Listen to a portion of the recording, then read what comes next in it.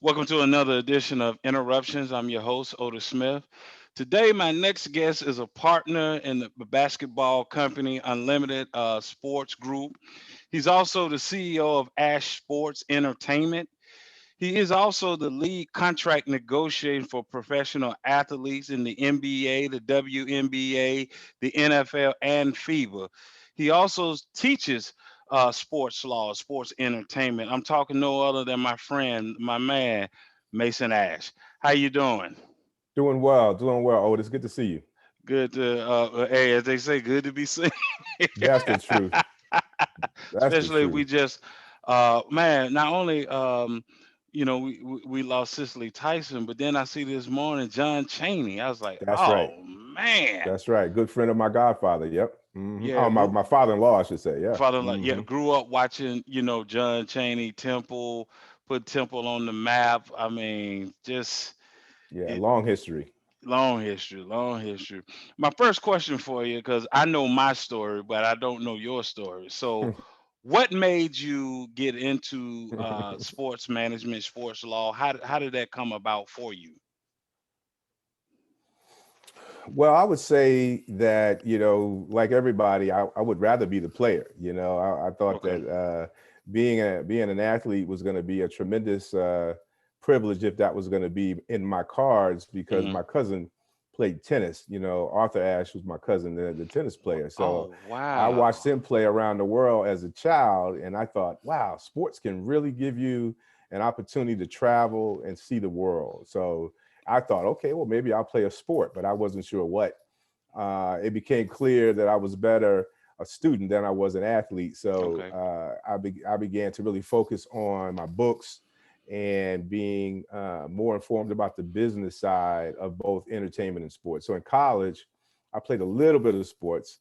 Played Division III basketball, and Okay. some of my friends tell me don't even mention that because Division III is not worth talking about. I'm like, no, no, I did get to play a little bit, right? Yeah. And then, Yeah. but I did more on the guitar. I was a jazz guitar player in college, and Oh so wow. music was more of my angle towards talent, if you will. And Okay. I used to book talent for campus, and I used to manage our pub we had on campus. Back then, drinking age was 18 in the 80s, right? So, Okay. I would be there and would book the contracts for the talent that came on campus.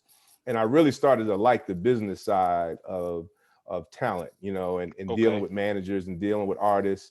And then later on, it just seemed clear to me, having read Black Enterprise magazine while I was in college, Sure. that the Black owned businesses seem to do better. The owners of Black owned businesses seem to have more control of their lives, more control of their careers, Sure. and did well financially. So I thought to myself, well, what can I do that is organic and natural for me? What do I really love? And I love helping people. First of all, I've always been an outspoken person. I've always been part of student government and all that sort of Okay. thing. But I thought, you know what? It would be interesting to be sort of the architect or maybe the strategist for really talented people. And I didn't realize at the time that what I was Hmm. saying is I wanted to help monetize talent. And Right. so that kind of early on gave me the angle that I was looking for, but didn't know how to get in the industry. So it was just Sure. kind of a fleeting thought. But I Okay. kept thinking to myself, you know what? I'm going to use my strength, which is my academics.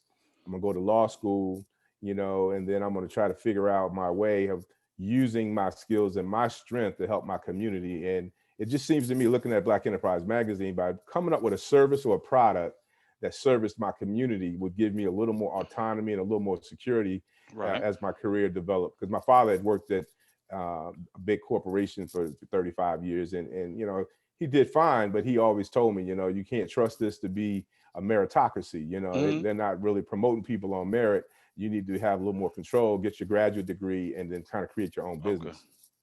I'm glad you said that. That you mentioned the graduate degree. And the reason I'm glad you said this, well, I was on a podcast last night. Some guys invited me on, and one of the things that we were talking about was the fact that with college basketball and football as well, and they're getting ready to pass the bill where they can make money, off their likeness, and it Hmm. seems and I don't have a problem with that. I'm all for it, but one of the problems that scares me. I mean, one of the things that scares me is that we're not taking education serious anymore. Whereas, I was saying last night that if you can come out and go in the first round in either sport, right? But may not be a great player, may not still the average. Your average career may be 3 4 years. Hmm. What do you do then? I say, but if you have the college degree, you might be a great coach that just in the waiting, but you can't coach in college without the degree. A lot So of players don't know that though. They don't know right, that. right. So the So they degree have to go still, back to school afterwards, you know. or whether it's a sports agent, whether it's sports marketing, that those degrees and being a former player, all those things will serve well. But it just seemed like everybody, quote unquote, is this generation say everybody's trying to get to the bag, and that's fine. But then you don't know what to do when you get the bag. Like, That's a whole nother conversation. yeah, You know, how do you preserve and leverage the money that you make? Yeah. Hmm. yeah. So I'm glad you mentioned that. Um, can you, for the viewers that will see this, and I know it's different from when you first started to where it is now, but if you could talk about, What do you can mean? you? 30 years ago is not the same? No, I can tell you that. I can tell you that. We didn't Can, even have cell phones and internet back then. what? Well, no, we had the cell phone, but you'll see with this question I'm going. And my question is, can you explain the process of recruiting an athlete? So, it depends on your strategy, and what your standards of integrity are, or that sort of thing. But I would say, you know, the way you should do it, I think, and for Okay. those who are very successful at it, are those who network a lot. Mm-hmm. Because you can't just put an ad in the paper or put a Right. ad on television or magazine. You really got to work relationships. And so the people who do it the best are the ones who have a broad network of friends, family, and Mm-hmm. colleagues who are looking out for them and will give them introductions to people who are talented. Or you just certainly have to be the type of person who can go, like I could go to a game. I can decide who's going to be a top candidate for a Sure. draft or whatever, and go to a game, introduce myself to the family, and Okay. present yourself in a way where they're impressed, Okay. and so the first impression is very important, right? And Yes. so and as I teach and train now, 15 years I've been in academia, part-time as an adjunct professor, both at Howard Law School and at Georgetown University and the University of Pennsylvania at Wharton Business School. I try to teach folks that your first impression with folks is going to go a long way. So if you can go and meet someone in, pre-COVID, of course, and post-COVID, Sure. go meet somebody and present yourself and just give them your business card and say you like to stay in touch. You had interest in their son or daughter, and basically they will reach out back to you, and set up. Well, all you need to know, first and foremost, everybody has a different process. So if you can Sure. talk to the coach or talk to the parents of a player, just ask them what is going to be your process. Some parents say we're going to do this at our house. Some people will Right. say we're going to go through the coach. And, so whatever they tell you is the process they're going to follow, then you follow that. I've had Sure. clients who came to me after the fact and said, I'm calling you at the end of the season because you were the only guy that left me alone during the season. I said, really?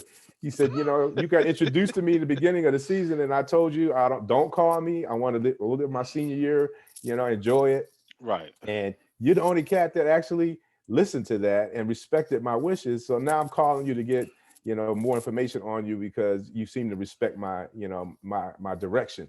So sometimes that helps, sometimes it hurts. Sometimes at the end of the semester, you call that person back up and you say, you told me to leave you alone.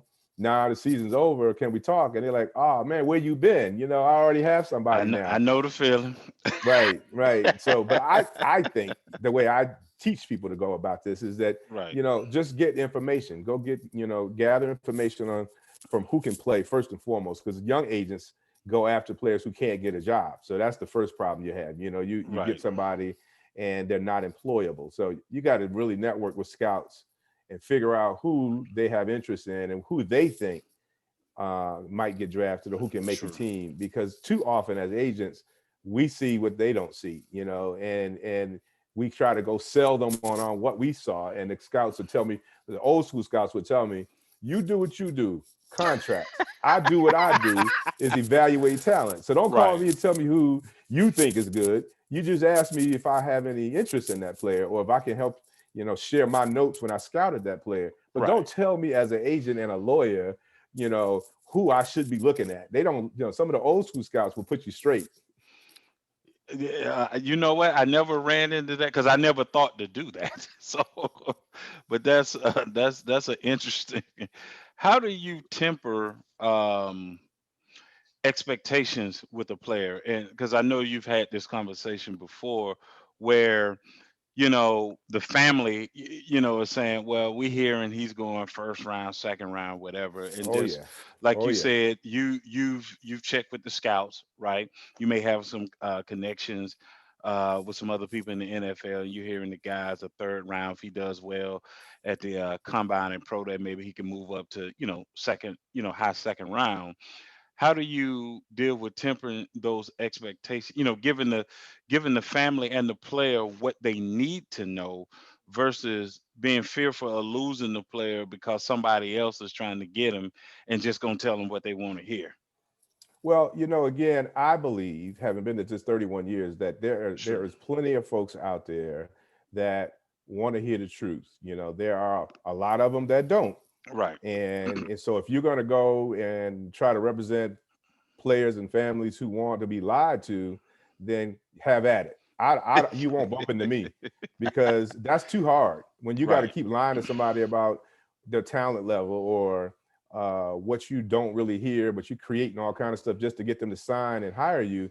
That to me is the wrong way to go about this. You got to set the standard of communication and trust early. In my Right. mind, you got to start with trust and truth. Sure. And so I'll tell them, listen, I will translate to you what I'm getting from the decision makers. Now, you may not Hmm. like what I tell you, but Right. I'm going to tell you the truth. I'm going to tell you the truth. I'm not going to candy coat it.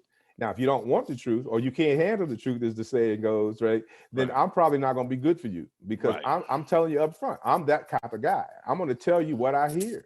Now, there's sometimes you got to present it in a way that's palatable, though. You may Hmm. not be so harsh that if a coach or a scout or general manager says your guy is a bum, I Right. wouldn't say to the family your son is a bum, but I would Right. say, there's some things for him to work on, and then I had one player tell me once, was trying in an interview, Hmm. so they tell me I have a bad attitude. What you gonna do about that? How you gonna fix that so I can get drafted? I'm like, whoa, I see where they say that from. My goodness. I mean, you telling me you got a bad attitude, how am I gonna fix that? That's not my Well, job. That's your you job. know what I'm saying? So I'm like, okay, we got issues already. But I think just being honest with families and you're gonna weed out, to me, the Hmm. clients that want to be lied to versus the ones that want to be truthful, because I'm gonna have a better relationship telling you the truth and telling you what I see, what I hear. I've Hmm. had clients tell me, as a veteran player who's in a free agent market, Hmm. and I go and shop them around, and I come Sure. back and tell him and his wife, this is what the general managers are saying is your market value. And Hmm. I've had the wife say, hang up the phone because he's trying to undersell you. And I'm like, what do you mean I'm underselling? I get a percentage of what we negotiate. Why would I Right. undersell your Undersell. husband? My next door neighbor told me that my husband is worth twice as much. Okay, well, your next door neighbor hasn't been on the phone with me when I talk to these general managers around the Right. country. And this is where his market is. Everybody's not lying to me, right? If I call a couple dozen general managers and coaches and personnel directors and they all say similar values or a certain range at least, and then I go Right. double check that with the players union statistics department, and the research department tell me the same thing, but your neighbor is telling you twice as much, you're going to mess around and have a problem. And so in this one instance, I had a player for almost 7 or 8 years, and his wife Right. basically convinced him in the middle of my free agent negotiation to fire me. And so she had a different agent who was telling her all kinds of different things, and so they went with that person. That poaching. Well, yeah. And so my client who I had the deal set up for like a 4 something years, 4 or 5 Hmm. years, I forget what it was, and really good money. This was a long time ago. And they went with some new guy, and they basically end up turning off all the general managers by saying that his price tag now had doubled, and everybody turned their back on him. and he ended up going, to as a veteran player playing special teams, because he kind of really messed up. He went to a place where they gave him a 1 year deal last minute just to get him in camp, and he should have been a starting, person. I don't want to say what position and all No, that no, stuff, no, but no. You don't have to do all that. And yeah, that's that's that's but the point is, they didn't want to believe the truth that I was telling, and they walked right. away from a whole bunch of money, and so that's what can happen, but you know what? All I can do is tell you the truth, and if you don't want to accept it and you want to go some other place, it's not going to end well for you. That's the bottom line. Did you ever get to a place where you said, I've got to get Mason guy? Like when you're looking to whom to represent, kind of like the scouts, you kind of looking at their personality, looking at their talent, as well, and saying, okay, and once you meet the family and everybody, it's like, okay, I can work with this versus if a person, even though he may be or she may be a first round, but pretty much of a hothead, they want you to just cater to them 24/7, right? Hmm. You say, you know what? I'll deal with this person over here that's projected as a second or third rounder. This first rounder gonna be too much of a headache. Did you ever get to a place where you had to kind of just weed out people yourself? Yeah, it wasn't in the beginning though. I would say at least the first 10 years, I would represent anybody that would hire me, so Yeah, you got to build that I was brand. not. That's right. You got to pay that mortgage. So, I definitely represented some folks that were ideal, and some that were not so ideal, and some that would Right. call me in the middle of the night cursing me out from a club drunk, and mad at me because something's not going right in the club, and I'm like, are you serious? You know, or calling me in the middle of an intersection, having had some kind of traffic situation going on, and they inebriated. And I'm like, okay, wow. So, I've had some issues with certain cats that, some of them, uh, issues have happened and it wasn't their fault, and that's Right. okay. But I'm thinking, after my first 10 years or so, I Hmm. started to get more selective with who I thought, Right. one, is going to appreciate what I do, two, will pay me on time, and three, Ooh, will boy, give that's me another something to story. negotiate. They're gonna work hard. I mean, I've Right. even had a client who didn't really like the game, and was drafted pretty high. Like so, and then I discovered kind of a few years in, Hmm. you really not trying to get in the game. Mm-mm. He's like, just negotiate as much as you can without me having to play.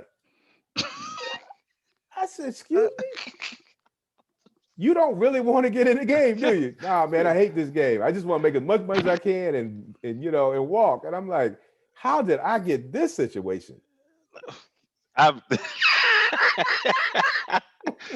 you know what that sounds like? Even though that was a young player, that actually sounds like somebody that's almost about to leave the game. Not Right. No, not this is really no. playing, and they This a say, young cat who never yeah, liked the game, and he'd been faking it for years, and then basically a couple years in, I'm realizing, the coach said you're dogging it at practice, you walk in, everybody running, the owners in the gym watching practice, you walking around like you don't care, you're not really hustling to try to, they put you in, do a couple of highlight reel type stuff, and then you hmm, finish, that's all you want to do. Oh, you milking the league right now, aren't you? I and said, man. And then the coach or the general manager called me off season. This uh, was the telltale sign. uh, How's your player going this off season? Is he working hard? Yes, sir. He's working hard. Where is he? Is he training? Is he doing something to improve his game? Is he getting, better with his craft? I don't want to say what kind of craft because I'd give away too much, but right. and I'd say yes, sir. And they like, Mason, you're not lying to us, are you? Because the boy, is not touching the game off season. Because he last year he came back with nothing new to him at all, not Okay. in shape and no new craft, right? And so Uh, I'm like, oh man. So I asked him, I'm like, why don't you try to get better? Like somebody like a Jerry Rice, for instance, was right. known to train every day, no matter whether it was in season or out I'll season. see He it didn't, every I didn't day. represent him, but he Right. set the example for players of always taking care of their body. You get a client that's like totally out of shape on the off season, and then he tries to at the last minute, use training camp to get in shape. You'd be That's like, that was that was wait a minute. dude. That was back in the 70s, early That's 80s. right. You That's can't do right. that now. You had No, to you can't do already that. be in shape when you come to camp. Right. Then you got stuff tweaking you all the time, and you always out because you go injured all the time. Then you realize, man, you ain't really trying to play. I'm glad you spoke to that you gave that example because I've been trying to get the public and people to understand everybody does not love the sport they play. It's sometimes it's just okay, I'm decent at it, I can make a lot of money, Well, but people have they been telling them their whole childhood, because they tall or because they're big and strong, right. that you're gonna play professional sports, and the person's like, okay, all And right, they just roll with it. Yeah. right. Uh for you, what if you could let the people know what is the average, because and the reason I'm asking these questions because I really want people to understand what what you do on the backside, like the stuff they don't see, right? Hmm. So what would you say, what is the average cost that you have to put out on an athlete, like soon as they finish the season, whether it's football or basketball? I know football is more costly. So from the time that guy, let's say he goes to the Senior Bowl, right? So once he Right, finished the Senior Bowl, if you can get the people like what's the process, and then at the end, kind of like what would an agent put out? right, Before the right. draft day. I'm talking about before draft day, kind of money that an agent would have already have spent.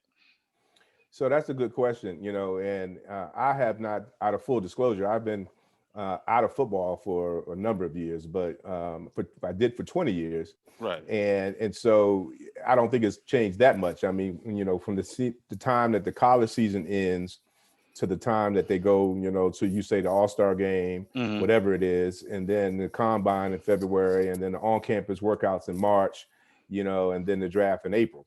It's funny because I've had some scenarios that are kind of funny where, you recruit a player who's really good, Hmm. and they come and visit you, and after the season's over, and you tell them this is what you would do. I used to live in Orlando.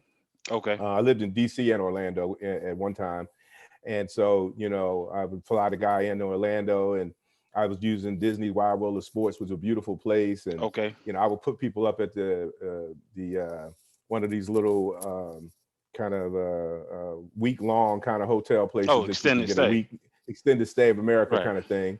And I remember I had a player come in who was a hot shot, and we had 2 or 3 days and good meals and visit everybody, had a good time.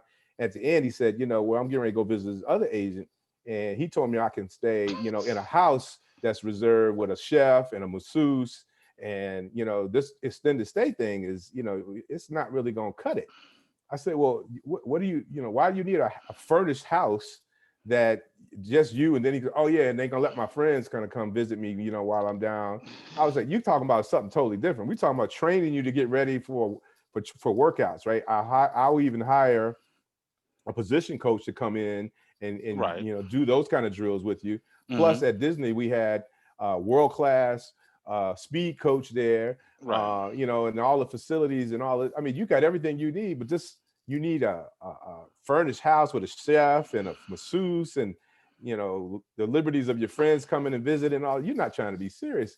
So sometimes it depends on who you're recruiting. The top first round picks are getting spoiled sometimes by Right. agents that will do all this extra stuff. But hey, I even like guys really to stay on campus. I used to say, hey, why don't you stay on campus and use your school trainer who knows you. If you Hmm. if you go to one of these big powerhouse schools where they have great facilities, you don't Right. necessarily have to go to somewhere exotic. Some people want to go to Scottsdale, they want to go to down to Florida, Yeah. because they go to school somewhere that's cold. Hmm. Okay, I get it. If you want to be able to train every day, but I'm not in favor of leaving school last semester. I'm not in favor of spending a whole bunch of money or running up a bill, even if you're not paying back the agent. But Right. agents can definitely spend between $10,000 and $20,000 easily when you start talking about the hotel, the training.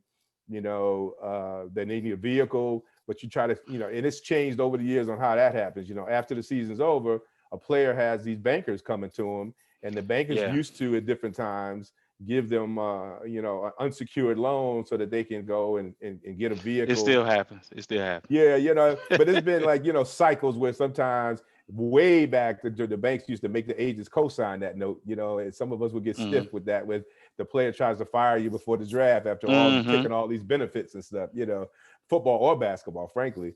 But generally speaking, there are financial situations where these guys can get the disability insurance covered through some type of unsecured loan. They get a vehicle, but they want the agent to pay for the training, and there was a time when they would pay you back out of the signing bonus, but then people started giving it away, saying, I no, you don't have to know, pay I me back. know, I know. They So that changed the gets to be game. competitive, right? So you eating $10,000, $20,000 before you even get started, and then you might have the bigger player, who wants not just, that part of the training tip covered, but they want you to find this financial institution that gives them even more access to capital, so they could do even Yeah, more. They want to. I've heard and read stories where the people buying their moms and stuff and parents and family stuff before the draft.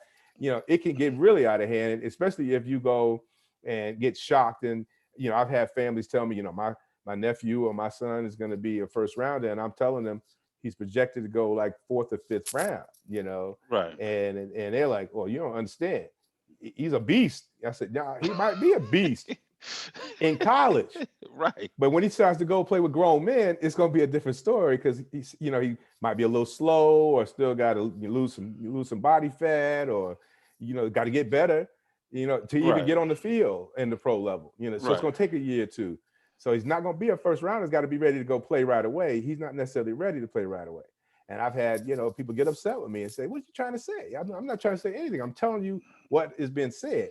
So they go, we can't go with you because you don't believe in my son. Okay, well, they went with somebody else. And it The player still went. went the way The you player went said, in fifth round. like you You know, said.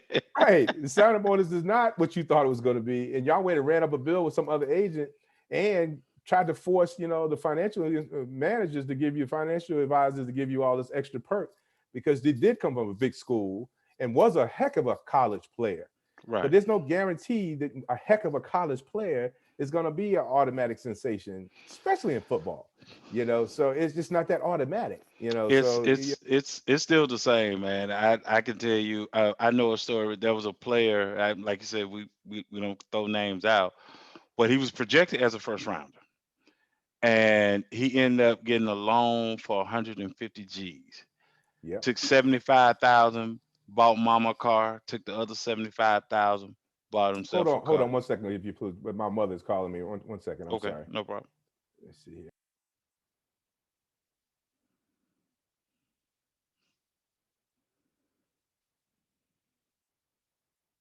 My father passed 3 weeks ago, so my mother is kind of Oh being very careful with her man, down there. I'm She sorry to hear calls, that, man. I'm talks to her a couple sorry. of times a day. Yeah. I'm sorry to hear that, man. Thank you. Thank you. I lost my dad back in '96, and then I lost my mother in 2017. Oh wow, man. Uh, My condolences. so I know, man. I know. Yeah, when I see that number on my screen, I drop everything. Yeah, yeah. No, I was just simply saying that I remember a player came out of, like you said, a prestige college, was slated to go first round. He They gave him $150,000. He took 75,000, bought mom a car, took the other 75,000, bought himself a car, went to the combine and walked a 4.6 because he couldn't have been running. He had to walk. He had to be Walk to walk, 4.6. walked a 4.6. So Oh now man. you go into the second round, and now you and I both know that money is vastly different, Yeah, vastly. it's off a cliff. And I tell guys that you hadn't even met your uncle yet. That you ain't met Uncle Sam. Uncle Sam was waiting Yeah, for you. boy, He know you though. he know you, right? And then they don't understand every state you play in, state taxes, and Yeah. then you still got federal taxes. So um, I always wanted to, I'm glad you came on the show to be able to interview, because I want people to understand, especially young people and kids, they will see that this you have to take this seriously, and you can't jump the gun. There's a lot of guys. There's only 32 picks in each round. Well, the So, players talk to each other though, and so those that are in college who went to school, or high mm, school with some other players that are good, or whatever, they mm, communicate. Communication is so easy now, right? So they are mm, sharing notes with, what's your agent get you? Oh, he ain't get you X. Oh, he don't care about you like mine does. He got me X, Y, and Z. So they compare notes on perks, as opposed to sometimes the training, and not a lot of them do, of course. A lot of them are focused and grounded mm, and they do a great yes, job. But there's always some that are listening to what the other guy has, and that's an issue, and that's a problem that manifests itself even later. You'll find the players that are more sensitive. Fortunately, I've had most of my clients didn't care what other guys were getting because, they just said, listen, I'm doing my thing, you do yours. And they Right. understood, whether because they had good parenting or because they just had good common sense on their own, where they didn't want to get caught out there with too much spending before the draft, before they Right. know where they're going in the draft and what their situation is going to be financially. So fortunately, that comes with, again, the pre-screening of the client that you're going after. But if you just go after talent, you're gonna find yourself jumping through a whole lot of crazy, circus hoops and what have you, because sometimes talent alone is not going to guarantee somebody having good common sense. Right. And it won't even keep them in the league either. I've interviewed several NFL ex NFL players, and they all told me, they said, you don't have to be smart, intelligent to get in the league, but you do to stay. Yes, yes. You to You got to be stay able in to the read the league. tea leaves and all of the nuances in the locker room and in the relationships. And, I've had clients who, some of my clients have been the Pro Bowlers or the Hmm. starters, and and they get in a beef with some guy that's trying to make the team. And I'm thinking, why would that guy trying to make the team beef with my guy who's a Pro Bowler or who's the star of the team? That's not too smart. And then at the end of training camp, the guy doesn't make it because he hasn't made good relationships. I mean, and sometimes you'll see in basketball, the guy that's at the end of the bench has the best personality. Everybody Yeah. loves him Yeah. because and that's how he survives, because he's a great person and he's a supporter. He's an encouraging person. And he's a great practice player. He's a great to travel with. That's, you can notice that. You don't have guys at the end of the bench who have bad personalities because they get rid of those guys. You just segue to my next question. So, yeah, I'm trying to say how to phrase this question.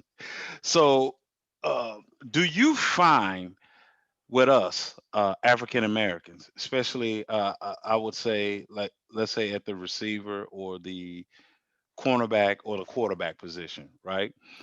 Do you find sometimes that when the league is saying, listen, you are a good player, but you're no longer the starter, and we're so used to being brash, Hmm. flamboyant. I'm not talking about every African American athlete. I'm just talking about some. Is never all that. Hmm.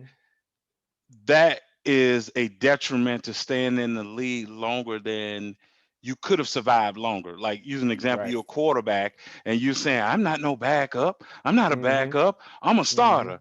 And you could have stayed in the league another 5, 7 years as a backup, holding the Mm. clipboard, just waiting, till your opportunity comes if you get in Right. Playing your and role. playing Hmm. your role. But you keep doing this here, become a Hmm. headache, and now you're gone. Do you Right. find that that's a lot of our problems as African American athlete versus our counterparts in Caucasian athletes? I can't say that that's true. In my observation, I Okay, understand the point. The point is definitely a sure. valid point, Hmm. but I think I can think of dozens of examples where Hmm. we got a clue. In the last 10 or 15 years, it seems, at least we have I think understood that point and have played a role and was able to hang around a lot longer. There's a couple of names Okay, I'm thinking of that played, you sure, know, a long career and didn't start for the last 10 years of their career, sure. but they still hung in there. So that used to be the case, I would think. But I Okay, think today's athlete, today's African American athlete is definitely in tune with that nuance, I believe. Now I don't know, I've not done a study and I don't have any sure. statistics to prove it, but I remember seeing that early on, back in the Hmm. 90s, maybe that was the case. Right. But I think, I'm happy to see, there's several people that I go, when I watch a game, I'm like, oh, I didn't even know they were still in the league. And look at them over there playing that role with that clipboard and that headphone on. I'm like, hey, that's smart right there. Or they Yeah. transition into being a scout or transition into being, a There you coach of go. some sort. Right. Now that's the smart cat, right? And you see that quite often because it's a real, I think, intelligent way to leverage what all these years you've been studying a certain particular game and industry. It's a shame to just let it go when you can actually live a really good life and still be around the sport. Right. So I think that's or even to the college ranks for that matter. So I see it. I see it enough now to believe that that's not really Is the okay. problem. That has But you're gonna changed. have your, your Yeah, cases where yeah. cats is just hard headed, but I think more than not, we seem to we've been catching on. I believe. In the dealing with basketball players and dealing with football players and dealing with people in the entertainment industry as well. What what different challenges does all three pose? What's the challenges in all three? So, what are the three areas you're saying again? Like Sports, so entertainment. dealing with a football player, dealing with a basketball player, or just dealing with someone that's in the entertainment business, not an athlete. What do those dynamics look in each? Like in basketball there's a different dynamic than football, and then in the entertainment industry, of course, it's a totally different dynamic altogether. What are some challenges that you face dealing with those three? Trying to give them advice. You mean Yes. trying to represent those three different kinds of Correct. individuals? Yes. Yeah. So um, in most cases, those three individuals have been told for a long time that they were special and they had a lot of talent. Okay. I think some of the common issues would be that they're just not familiar with, haven't been exposed to wealth or wealth generation activity. Okay. So early on when they get that signing bonus, or they advance in the music industry, Sure. you know, knowing what to do with that early hit, whether it's your rookie contract in football and basketball with a signing Mm-hmm. bonus, or your music advance, knowing how to engage wealth managers and how to understand how to leverage the dollar, how to get a private banker, how to interact with tax people, how to buy Okay. land or build houses and that sort of thing. That's not something sometimes they were familiar with, Okay. and so, but that's a common thing from folks coming from our community. For those that I've represented who Mm-hmm. had parents who were educated and had jobs and had portfolios already and had family businesses or Sure. were professionals, because I have had an interesting career where I've attracted more the individuals who have, I would say, even if they didn't have both parents, Mm-hmm. their mom or their dad had some education, and Sure. they seem to appreciate me a little bit more, and would give me more credit for my training. Right. And when I come to make a presentation, I make a bigger impact sometimes. Right. Now that's not always the case, but I have definitely found that the clients that have hired me have Sure. been the ones that are informed and educated and they care that I had a track record, and they care that I had a reputation, as opposed to going for the okey doke, when somebody Right. comes in and they start telling them a bunch of smoke and they Mm-hmm. can't see through the smoke. Right. So the clients that usually hire me are the ones who can see through the smoke, Gotcha. and so that has helped me. But I think the three individuals that you painted, the issues that they have as far as Mm-hmm. learning how to deal with this newfound wealth is not uncommon to really anybody, I guess. Really, if you get Okay. dropped a couple $1 million and you're 21 years old, Sure. most of us wouldn't know what to do with that. I agree. But the common, I think the other issue is, you know and it's the same for talent, really, whether it's football, basketball, or entertainment, Mm-hmm. is having the ability to take the advice you give them and filter it, I guess, in a way that they can accept it without being distracted by their friends, and whoever else is in their ear. A lot of times, if you've been talented, you got a posse, and sometimes the posse, they want to hang on. They're not really Right. trying to work. They just want to live in that mansion you buy, and they want to be able Right. to sleep all day, party all night while you go to practice. Right. And on the music side, or the television, film, or Mm-hmm. fashion industry, unfortunately, sometimes they have hangers-ons, and then they will, have the same interference with my relationship, and Gotcha. as we grow and the contracts get bigger, I've even had some of them step to me and say, hey, you need to cut me in, man. And I'm like, cut you in? Well, what would you like to learn how to do? Right. uh, they're like, well, my man, he was saying he got mad at you a couple of weeks ago, and I stopped him from firing you. I was like, okay, well, I appreciate you doing that.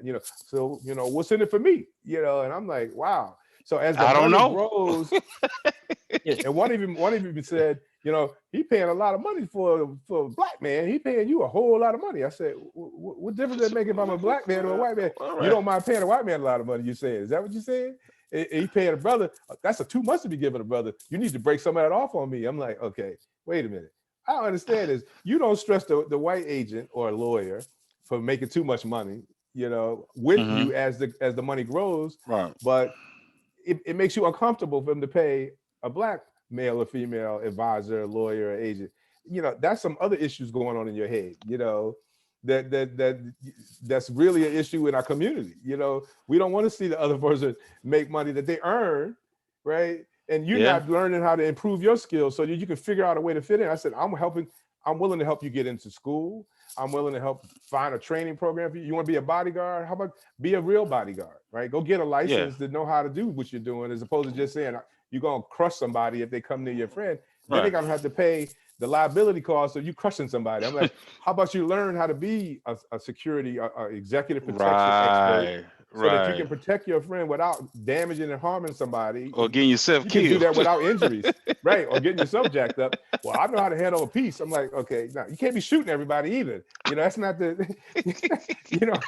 So there's a system to this, right? If you want security, let's Right. learn security. And I've suggested that to some people, but dealing with the posse as the client grows in stature and Right. wealth, Mm-hmm. and then especially when the client is getting a little older, like 4 or 5 years out or whatever, Mm-hmm. into the industry, and they meet somebody they want to settle down with, but the posse's not ready to leave the mansion, you know. And so now we Yeah. got to transition because the new person, the significant others moving in, and they like these cats got to go. The hands Right. on this is over. We get ready to build a house for a family, Right. they don't have rooms for this. That party house is gone. So that's an That's interesting thing for us, because then they're like, yo, how you gonna let her do that? Or how you gonna let him just come in and that's his push personal us out? life. You said So something that segued to my final question for you, and it's a good conversation. Do you find in both industries that you've worked in, far as sports, and then just other entertainment aspect, right? That it is difficult for African Americans because you will have, of course, a white agent or a white entertainer attorney that can represent black or white. But then when it comes to an African American agent or attorney, 9 times out of 10, he's only going to represent African Americans. what's your question? No, I say, do you find that excuse me, do you find that really exists? That you don't get, whether it's entertainment or sports entertainment, that in other words, the pickings, far as the recruiting, the talent, like you Hmm. say, is smaller for entertainer attorney like yourself, or an agent, because 9 times out of 10, a white um, talent, whether it's sports or entertainment, will sign with someone that looks like them, but a black player or a black entertainer will sign with someone black or white. But from So your, yeah, go ahead. I'm sorry. Go ahead. so I get your point. So Hmm. uh 30 years ago, that was a stronger point where we literally wouldn't even get an interview with white talent, whether it was Okay. music or sports, Hmm. football, basketball. They wouldn't even interview us. And I started out, basically as at a law firm, Hmm. and it was a predominantly white law firm in the beginning. And I didn't attract interviews. I wasn't granted interviews with white athletes, Gotcha. or white musicians for that matter. Hmm. Um, my transition from there to a firm that was mixed, with ethnic. The senior person was African American, but we had kind of a lot of different races and genders in Hmm. the firm. Um, we didn't get interviews often in the '90s, with Hmm. white athletes. No, when I got to IMG in the mid '90s. Of course, it's the world's largest, Correct. majority agency. Um, I don't think that even then it was very often that we would get and myself and my boss, who was African American at the time in Hmm. basketball, would get interviews with white athletes. But sometimes it happened because the coaches would respect us and would make them meet with us, but the families wouldn't select us that often. Right. On the Now I was also in the football division, and it was a white coach agent that ran Hmm. that as the head, and he really had, like you say, the luxury of either race and athlete.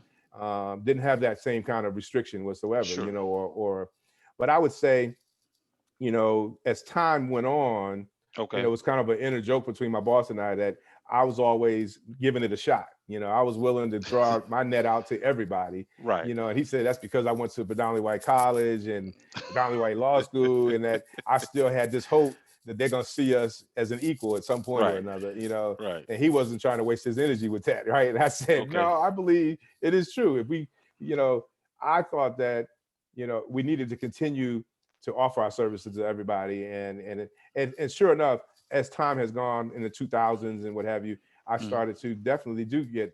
I got some clients that were not black, and Okay. both music as well as in sports. Hmm. Um, and in the last 10 years, I've had definitely a mixed race kind of clientele base. So, Okay. I don't know that it's as difficult as it used to be, because at least I'm getting interviews sometimes, but I don't Sure. really focus on that. I don't really, go I get it. after, let me go after this white player, let me go after this, whatever. I get referrals at this point, and it comes Right. from a variety of places. If the referral is coming from an insurance agent, it's coming from a former alum from my college, or Sure. somebody that had went to my law school, or somebody that I've done deals with in the past, or I volunteer, I've been on boards. You get Sure. referrals from all these different places, wealth managers. Hmm. I have a very large network of wealth managers because I was a consultant to one of the top agencies or Hmm. firms. And so you get referrals from these people, and they come from all kinds of backgrounds now. So I don't see the same restriction. Now, I did get a referral one time with some like snowboarders and Olympic kind of people, whatever. Okay. I couldn't tell whether or not I was being taken seriously or not. They did meet, Okay. but I don't know that that was going to be a real chance. And I was willing to take it. And one of my friends was laughing at me like, "What? Why do you even take that meeting with these cats?" This is that winter sport, Olympic Right. winter sport. There are Sure. no black agents, or very few, if there are, representing winter sport Olympic athletes. Now we may have summer sport. Of course, we got track and field, Right. but as far as snowboarders and skiers, there may be very few black agents that can do that. But I've had figure skaters, Oh and I, wow. but they were black. But I did have figure skaters, So it's Don't like the matter. sport in That's golf and different tennis sport. I've represented as well. Yeah. So, Yeah. I don't know that it is as restrictive as it used to be, but that was Okay. definitely a problem, even getting a meeting. But at least I think we can get meetings now at this point. But the reality is, in football and basketball, it was predominantly black anyway, Right. right? So that's why it didn't really matter, if that was the case. But it was interesting that I did have kind of a diverse clientele base, and the music is definitely, music. I find that music is less biased anyway. If Right. you can, It's just. just like when I played guitar, I Hmm. played with white cats, I played with brothers. If you could play, it didn't matter. Right. Can you play at the gig? Do you sound good? Can you Right. keep up with us? That's all they really mattered. So music has always been a little different, because that's why black jazz musicians and Hmm. could go to Europe and have a better experience in Paris and France and Yeah. Sweden and different places in London, because music is a little different. Everybody kind of, I don't know, give you a pass if you're No, entertainer. I know. Trust me, I know what you're saying because you said the key word earlier, What's and that? that's why you had no restriction as an agent, as far as your mindset, because Mm-hmm. you said jazz. So Mm-hmm. when I interviewed Najee and Patrice Rushen, I can tell the thing about jazz artists, they don't put music in genres. It's just Mm-hmm. music. So Mm-hmm. they can you Either you can can play or you can't. you can play you can take something that's jazz. It may have a gospel feel, or it may have a R&B feel or rock They have a feel, rock feel. It could be all kind but of different. it's still jazz Mhm. to them. Right. Right. So your And background. you will accept a musician in a band Correct. no matter where he came from or she came from. If she can play or If they can sing, play, if they can let's sing and do it. play, let's do You it. know what I mean? So you just don't have the same hangups, that everybody else might have because of biases and what have you.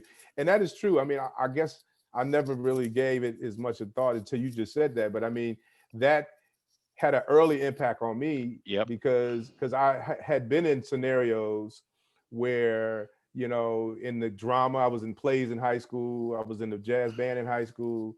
you know it was a different relationship than it was when I was in the National Honor Society in high school. My interaction with the kids in the drama class or in the music class, it was different. You got embraced differently They because you understood. No, they understood you. right, right. Whereas when you were dealing with just your other peers, whether it be sports or whatever, they didn't quite get you. You was like, Mhm. and that's why you said one of your old But they probably would have if they had allowed themselves to. You know what I mean? It's like, the kids in your homeroom, in the beginning of the day, they don't know how to see you. And I remember I went to high school in Staten Island, New York, 5,000 students, okay. you know, and my homeroom was all white, right? And so when Hmm. grades were given out and I had, usually A minus was my averages. So the white kids would trip in class. Oh my God. And I'm like, why is so, oh my God? Because they just like, but that's not what their perception of a black student was. And they Correct. would always look at me cross-eyed like, really? And Like, the sad part is it works the same way in reverse. If you if you making A's and studying and being smart and as intelligent as you are, and you can talk the lingo, or quote unquote, you're down, like, oh, what you know about this? So you assume because I make A's and B's that I'm less quote unquote black than that it wa- now it I'm gonna can tell you a quick story. good. It's so funny. I was on an interview one time with Uh with this white company okay. and in sports, and they said to me in the interview, which threw me for a loop. You Mm, know, I came in suit and tie, of course. Being trained in a law firm scenario, I was kind of formal, right. and they said to me, okay, we got one question. And I was like, what do you mean one question? He said, you seem to know the industry, you seem to be a good lawyer, Okay. but can you still talk to the brothers? This is a white man asking me this. I said, excuse me. He said, well, I don't mean anything negative about it. I'm just, you got this, you know, he wanted to say the King's English down. He didn't want to say that, but he's like, you're articulate, right? But can you still break it down to the brothers in the street? Because that's who we're going to be recruiting. And I was like, you know what? Then this was a many years ago, right? You can't get away with talking that way to Well, an here's the interviewee now. it's a compliment, but it's you know what it is. It you I know I, exactly what it was. And you I know told him, listen, I said, trust me, okay? I'm not gonna have any problem communicating with my people, okay? right, I came in here on my best behavior and my best suit and tie to show you that I'm ready for prime time on right. any level. But I can break it down like anybody. Trust me when I tell you. Don't worry about that part. Don't worry about I got that. Don't worry about I that. got that, right? Uh, you probably would have understood better if he had asked you, would you be able to do that with someone white? You probably would Yeah, I was understood. like, that's what I expected him to ask me. Can Right, you hold your own with, right. the corporate sponsors or the general managers or the owners? He asked me, can I talk to the brothers? I was like, wow. Well, the color's gonna get me in with the brothers. At least I'm gonna get an audience. I'm gonna get an audience, So But I thought that was the funniest thing I heard. That it wow. wasn't funny when I left. I got a little pissed, but then I'm like, Yeah, I what? understand. Yeah, That's just the way it is. You damn you do, damn you don't. You come in there looking too formal, talking too whatever proper. Then they trying to see whether or not you can still connect with your people. I was like, wow, that's insulting. well, by you being who you are and being a professor, done football, sports agent in the sport of football, now doing basketball, doing entertainment. I would say to you that just keep doing what you're doing. I've always sat back from afar and admire the people that you were signing and representing. I can America. I can tell you, I never heard Mason and Ash did a bad contract. I can tell you that. Well, So, thank you. uh, yeah, well, you know, because that's really your calling card. They who you That's what it's represent. about. Did you mess That's what up it's that about. contract? Right. So because you never know who's watching. You never know who's watching you, and so continue to be that example, and continue to be a lead, an example that you've always been. I would love to have you come back on the show, and I tell you who I want to pair you up with. I did a interview with a former 49ers, Eric Davis, Okay. and he has a thing that he does regarding trying to teach high school, college guys, getting ready to go to the pros, right? The business. So, in other words, you're going from high school to college to understand the business of college sports, and then, of course, going from college to pros to understand the business, right? Of the And that's what I teach at Georgetown in the summer. I have a week-long program for high school kids. There's okay, 150 high school kids from around the world, okay, and they used to come on campus until before yeah, COVID hit. But right, they would come on campus, stay in the dorm, and for 7 days, I would teach them for 8 hours with guest speakers and hmm day trips to a stadium, meet the the people who run the stadiums that hmm used to be RFK Stadium or Audi Field in DC. hmm I'll go up to Camden Yards and meet the baseball executives or whatever, and then but they did that for 7 days straight. High school kids between 15 and 17 years old. okay, And you can't believe how much they grow in a week with that kind of exposure. Imagine if we had that kind of exposure at 15, yeah, excuse me, talking about how to be an owner, how to be a general manager, how to be a scout, how to be a corporate executive, or understanding sports business, being amateur, Olympic, and professional. All those kind of things at 15, you got a chance to marinate on that thing and realize you don't necessarily have to be on the field or the court to to make be a money. part of this industry It's and true. make good money. Yeah. So it's been a pleasure. I've been doing that now probably 7 years with Georgetown. I did it at Wharton also a couple of times, Okay. but that's a great program for whoever's doing it to Sure. get students in their high school years to understand the options. I think the name of it is Vanguard, Okay. and I would love to pair you guys up and just have a from his perspective, and then of course on your side, right, of all the years you do it, and just kind of give. That's why we call the show interruption, because we want to Mm, interrupt that normal thought process of that's what right.